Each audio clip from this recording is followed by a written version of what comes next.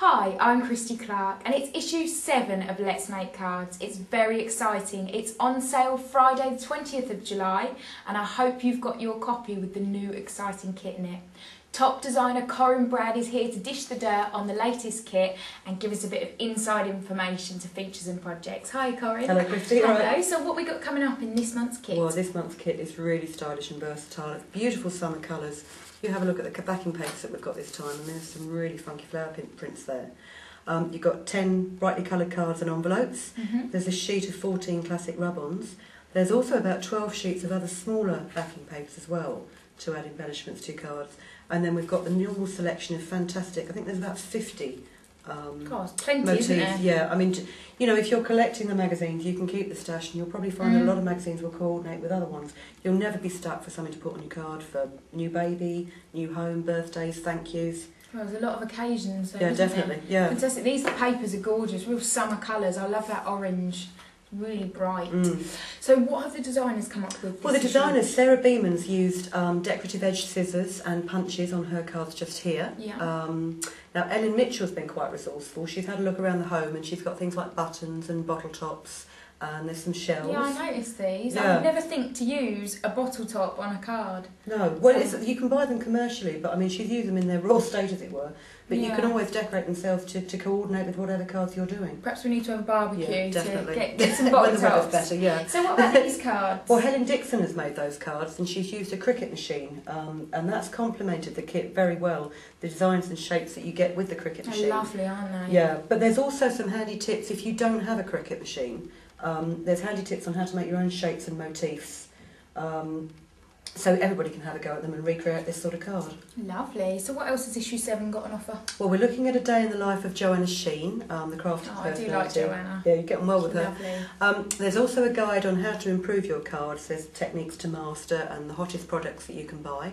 There's a spotlight on quilling, which took a bit of a back seat a while ago, but it's now back on track and it's still very, very popular. And the Let's Make Cards panel will be discussing various things like magic mesh, encaustic wax, which is great for making swirly backgrounds, and also the fantastic Fiskars shape cutter. Fantastic. Well, there's plenty to choose from then. Now, our project today, you've kept a little bit under wraps from me because you say I'm going to be very impressed. Yeah. What we got going on? Hina Moda has made these great little exploding boxes, and it's like a card and a scrapbook and a gift box all in one. So you lift the lid, and you've got here all these different elements. Oh, they're gorgeous. There's 3 pieces of card that all fit one inside each other. She's done this one using photographs as like a holiday journal. And there's also this one here, which is a birthday card. So and if you had a little gift you could put inside, I mean, she's just put this little spring here. Yeah. But you could place a gift inside it, and then you know, you've got a card. There's so many surfaces that you can decorate, and it's great for these kits, and it's great for using up odds and ends of paper as well. I do love Hina's ideas. Yeah, they are. They're fantastic. But there's again, it's one of those things. Looks very complicated, but it's actually very simple to make. It doesn't take long to do. I think I'm putting the wrong lid on that one. That helps, doesn't it? No, they don't take that long to do at all. What you need to do is you need to start with 3 squares of card. One is 21 centimetres square, one is 20.5, and the other one is 20 centimetres square. So they're all slightly smaller than each other. And then you score them in thirds. This one here is the 20 centimetres square one.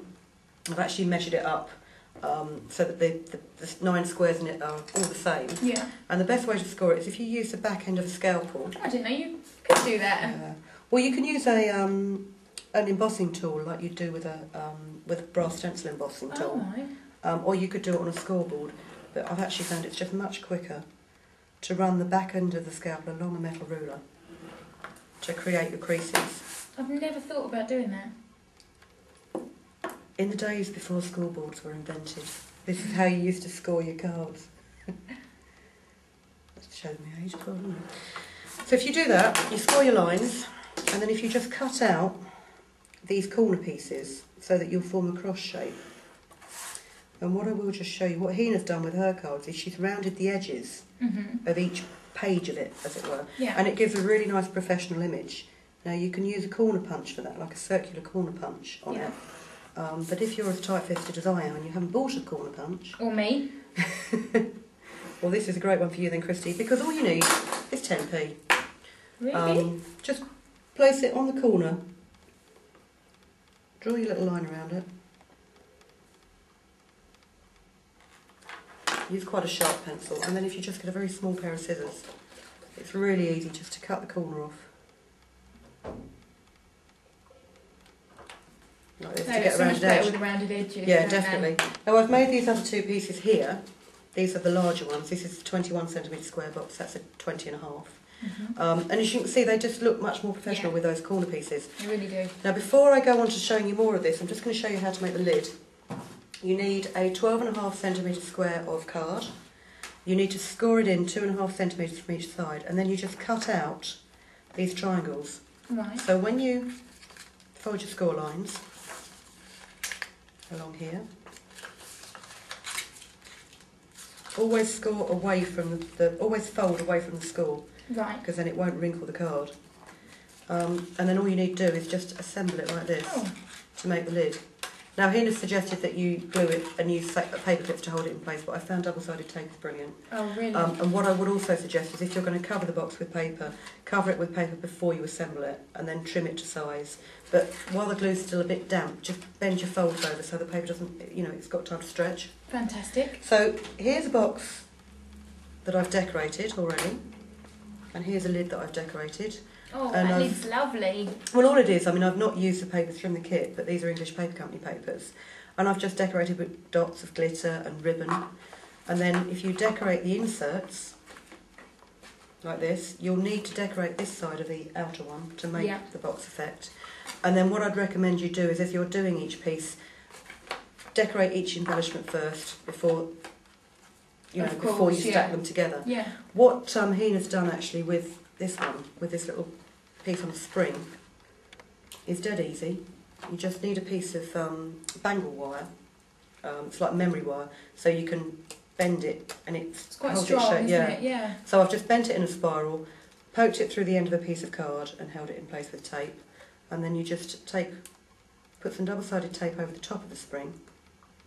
And if you peel away your backing, you can just pop a little motif on there. Whoop. And then just stick it to the centre of your card.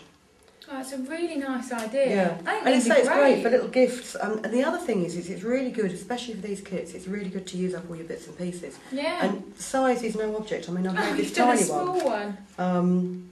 Just with little bits and pieces. Yeah. You wouldn't get a very big gift in there, but it'd be very nice for an engagement ring.